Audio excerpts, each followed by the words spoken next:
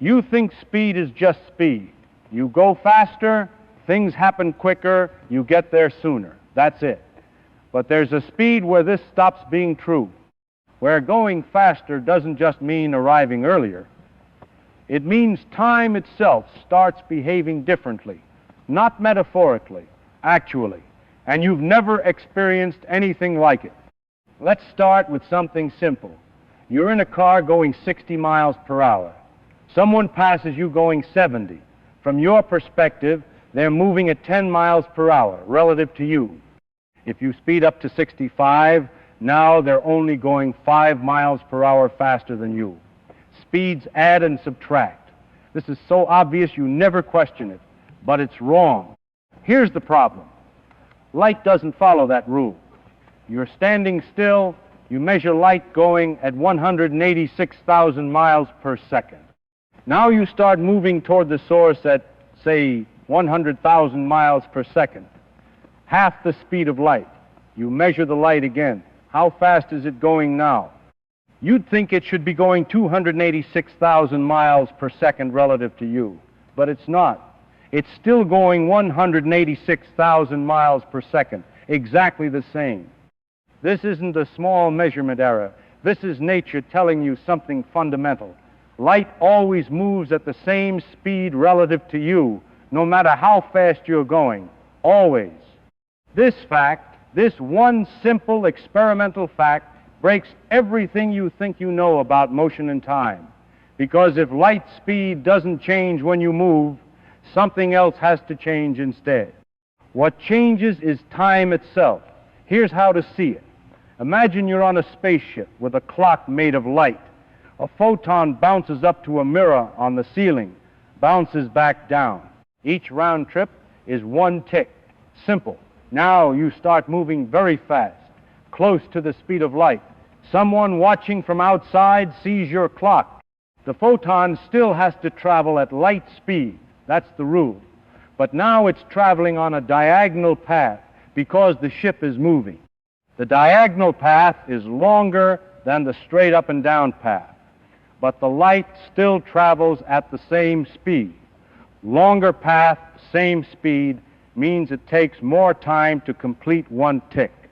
Your clock, from the outside observer's perspective, is running slow, not because it's broken, because time itself is passing more slowly for you. This isn't theory. This is what must happen if light always moves at the same speed. Now you might say, well, that's just for light clocks. What about regular clocks? Here's the thing. All clocks are light clocks, fundamentally. Atoms vibrate because electromagnetic forces hold them together. Those forces propagate at light speed. Chemical reactions happen when electrons interact. Those interactions propagate at light speed. Your heartbeat, your thoughts, the aging of your cells, all of it is governed by processes that ultimately depend on signals traveling at light speed. So when you're moving fast, everything slows down. Your watch, your heartbeat, your thinking. But here's what's crucial. You don't feel it. From your perspective, everything seems normal. Your watch ticks at the normal rate. Your heart beats normally. Time feels exactly as it always has. It's only compared to someone who's not moving that the difference appears. Time is not universal. It's relative. Let's push this further. You're accelerating, going faster and faster, approaching the speed of light. As you get closer, time slows down more and more from the outside perspective. At 90% the speed of light, your clock runs at about half speed. At 99%, it's running at about 1/7 speed. At 99.9%, 1/22. The closer you get to light speed, the slower time passes for you relative to the outside world. But there's something else happening too. Your mass is increasing, not your physical size, your inertial mass, the resistance to being accelerated further. The faster you go, the harder it becomes to accelerate more. At low speeds, this effect is negligible, but as you approach light speed, it becomes enormous. At 99% of light speed, your mass is increased by a factor of about 7. At 99.9%, by a factor of 22. This is why you can't reach the speed of light. As you get closer, your mass keeps increasing. It takes more and more energy to accelerate you further. To actually reach light speed would require infinite energy. You can get arbitrarily close, 99.9999%, 99.9999%, but you can never quite get there. Light can travel at light speed because photons have no mass. But anything with mass is forever stuck below that limit. Now here's something that sounds impossible, but is absolutely true. From your perspective on the spaceship, distances shrink. If you're heading toward a star that's 10 light years away, and you're traveling at 99% the speed of light, that distance is no longer 10 light years. It's contracted to about 1.4 light years. Space itself has shrunk in the direction you're traveling. This isn't an optical illusion. This is a real, physical contraction of distance. So let's put this together. You're traveling to that star at 99% light speed. From Earth's perspective, it takes you about 10 years to get there. But from your perspective, time is running slow and distance is contracted. The trip takes you only about 1.4 years. You arrive younger than you should be. Your twin who stayed on Earth has aged 10 years. You've aged 1.4 years. This is real. This has been measured with atomic clocks on airplanes. What's happening here is that space-time is trading off. Time slows down, distance contracts, but they do it in exactly the right proportions so that the speed of light remains constant. You can't change the speed of light, so nature changes time and space instead. They're not separate, independent things. They're connected. Space-time is the real entity. Time and space are just different aspects of it. Now think about what this means for causality. You're on your spaceship traveling very fast. Someone on Earth sends you a light signal. From their perspective, they send it at a certain time. From your perspective, you received it at a certain time. But those times are different. Events that are simultaneous for one observer are not simultaneous for another. The concept of now is not universal. There is no universal present moment shared across all of space. This breaks something fundamental about how you think time works. You think of the universe as having a universal timeline, that there's a fact about what's happening right now on a planet 1,000 light years away, but there isn't. Different observers disagree about what right now means over there. Your now and my now are different surfaces slicing through space-time. They intersect here where we meet, but they diverge everywhere else. Here's another way to see how strange this gets. Suppose you accelerate to very high speed, travel to a distant star, and come back. From Earth's perspective, you were gone for, say, 50 years.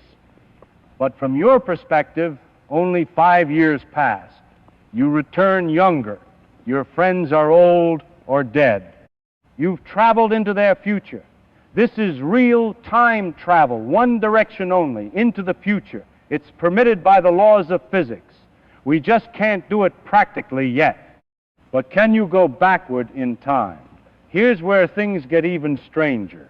If you could travel faster than light, you could arrive before you left from certain reference frames. You could, in principle, send a signal to your past self. This creates paradoxes. Can you prevent yourself from sending the signal in the first place? These paradoxes suggest that faster than light travel is impossible. Not just technologically impossible, but logically impossible. And that's why the speed of light is a cosmic speed limit.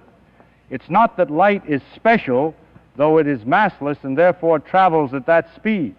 It's that space-time has a maximum speed built into its structure, a speed at which cause and effect propagate, Light travels at this speed because it has to travel at some speed, and this is the maximum available. But the speed itself is a property of space-time, not of light. Now let's talk about energy.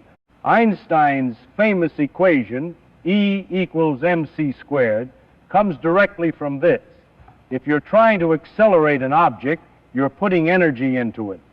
At low speeds, that energy goes into kinetic energy, the energy of motion. But as you approach light speed, the mass increases. You're not just increasing the velocity, you're increasing the mass. The energy you put in is being converted into mass. This means mass and energy are the same thing. Mass is just a very concentrated form of energy.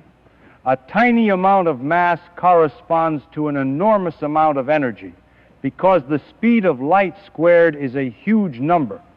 This is why nuclear reactions release so much energy. You're converting a tiny bit of mass directly into energy. The mass doesn't disappear, it transforms. Mass and energy are interchangeable, two forms of the same underlying quantity. So as you accelerate toward light speed, you're pouring energy into the object, and that energy manifests as increased mass, which makes it harder to accelerate further, which requires more energy, which increases the mass more. It's a runaway effect. The closer you get to light speed, the more energy you need for each additional increment of speed. To reach light speed exactly would require infinite energy, which is why it's impossible. But here's the part that should really disturb you.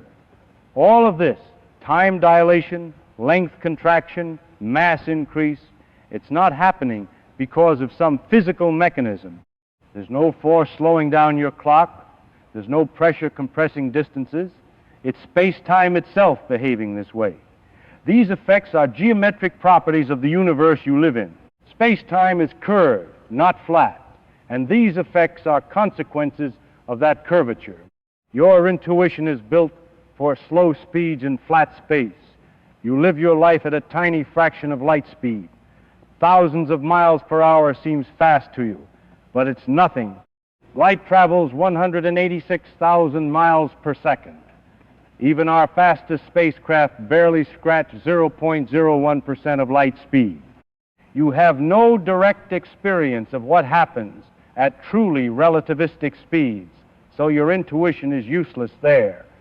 And this is a deep thing about physics. Your intuition, your common sense, is just a guide built from limited experience.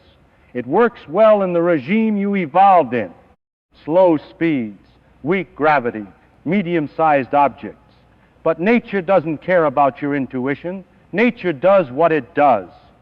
When you probe regimes far from your everyday experience, very fast, very small, very massive, your intuition fails. You have to rely on logic and mathematics and experiments. Relativity is strange, but it's not arbitrary. It follows from one simple fact. The speed of light is the same for all observers. That's it. That's the only assumption you need.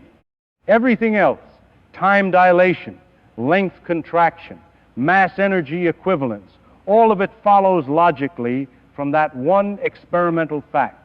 You don't get to pick and choose. If light speed is constant, then space-time must behave this way. Nature gives you no other option. And here's what that means. The universe is not built for your convenience or your understanding. It's not designed to make sense to creatures who move at walking speed. The universe has its own structure, its own rules, and they're often deeply counterintuitive. But they're not illogical. They're perfectly consistent. It's your intuition that's wrong, not nature. So what happens as you approach the speed of light? Time slows down. Distances contract. Mass increases. Energy requirements skyrocket. You can never quite reach it, but you can get arbitrarily close. And if you did, if you could somehow travel at 99.9999% of light speed, you could cross the galaxy in what feels like a few years to you, even though thousands of years would pass on Earth. You'd be a time traveler, moving through space-time in a way that breaks your intuitive understanding of how time and space work. But you can't build that intuition by thinking harder. You can only accept what the mathematics and experiments tell you. At very high speeds, time and space trade off in strange ways. That's just how space-time works. It's not comfortable. It's not familiar. But it's true.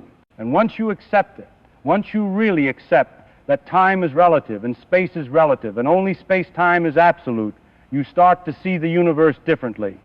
You realize that your everyday experience is a tiny, limited slice of reality, that the universe is far stranger than it appears, that the rules you take for granted, simultaneity, absolute time, unchanging mass, are approximations that only hold at low speeds. The real rules are relativistic, they're symmetric, they're elegant, but they're not intuitive, and that's fine. Reality doesn't owe you intuition. The speed of light is not just a speed. It's the structure of space-time made visible. It's the maximum rate at which cause can propagate to effect. It's the conversion factor between mass and energy. It's the speed at which massless particles must travel. It's the cosmic speed limit, the boundary between possible and impossible. And as you approach it, the universe reveals its true nature, strange and beautiful and utterly indifferent to what you expect.